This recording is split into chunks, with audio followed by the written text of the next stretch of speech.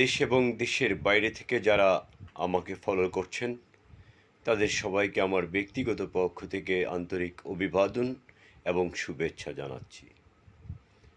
আজকে যে কথা বলতে হচ্ছে সেটা হচ্ছে 5ই আগস্ট বৈষম্য বিরোধী ছাত্র আন্দোলনের তোপের মুখে বাংলাদেশ সেনাবাহিনীর হেলিকপ্টারে করে ভারতে চলে যাওয়া বাংলাদেশের সাবেক প্রধানমন্ত্রী শেখ হাসিনাকে উদ্দেশ্য করে কিছু কথা বলা।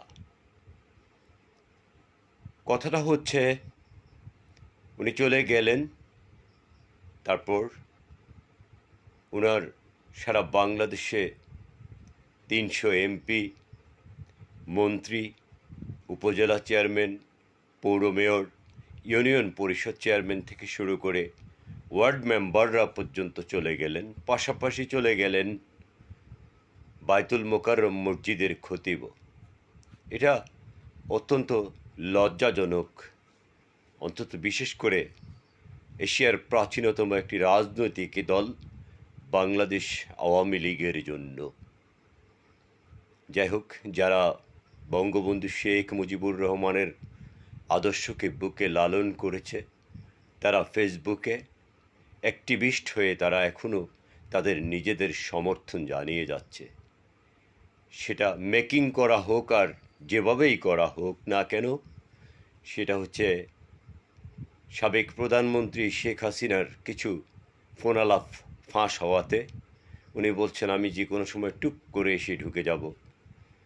তারপরে কর্মীরা আবেগে উদ্বেলিত হয়ে রাজপথে নেমে একটা মিছিল করে দেখালো যে আমরা জয় বাংলার সৈনিক। কিন্তু এখন প্রশ্ন হচ্ছে, আজকে 5ই মে 10 মাসে পতিত হলো ইন্টারিম গভর্নমেন্টের, অন্তর্বর্তীকালীন সরকারের। আদৌ পর্যন্ত শেখ হাসিনার মুখ থেকে শুনতে পেলাম না, বা বাংলাদেশের নিরীহ তৃণমূলের ত্যাগী সমর্থক যারা আওয়ামী লীগের, তারা এখনও পর্যন্ত সাবেক প্রধানমন্ত্রী বাংলাদেশ আওয়ামী লীগের সভানেত্রী শেখ হাসিনার মুখ থেকে এই কথাটা আসলো না।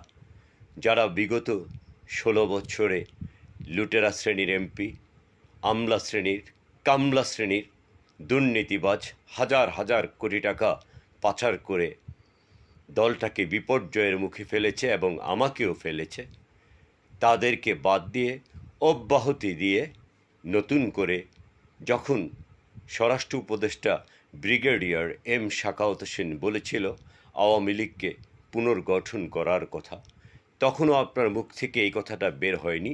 পুনর্গঠন করতে হলে শুধুমাত্র বাংলাদেশ আওয়ামী লীগের কেন্দ্রীয় কমিটি বাদ দিয়ে প্রত্যেকটি জেলা থেকে শুরু করে উপজেলা লেভেল ইউনিয়ন পর্যন্ত পুনর্গঠন করার জন্য।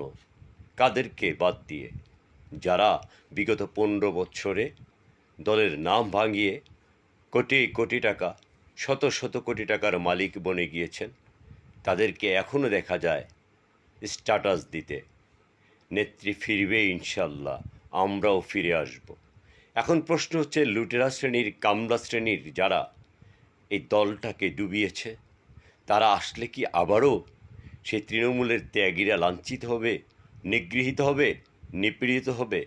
তা আপনি সভানেত্রী হয়ে এখন পর্যন্ত একটিবারও বললেন না আওয়ামী লীগকে পুনর্গঠন করতে হলে বিগত সমস্ত কমিটি বিলুপ্ত করে নতুন করে ত্যাগী তৃণমূলের একদম সজ্জন ব্যক্তি যারা সমাজে, তাদেরকে দিয়ে আওয়ামী লীগকে পুনর্গঠন করা হোক।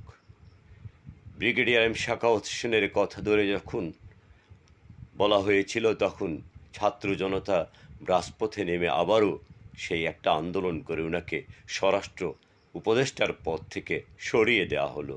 তারপরও আপনি বলতে পারেননি। আপনার দুর্বলতা কোথায় সেটা এদেশবাসী, এদেশের তৃণমূল আওয়ামী লীগের বঙ্গবন্ধুর আদর্শের সৈনিকেরা জানতে চায়।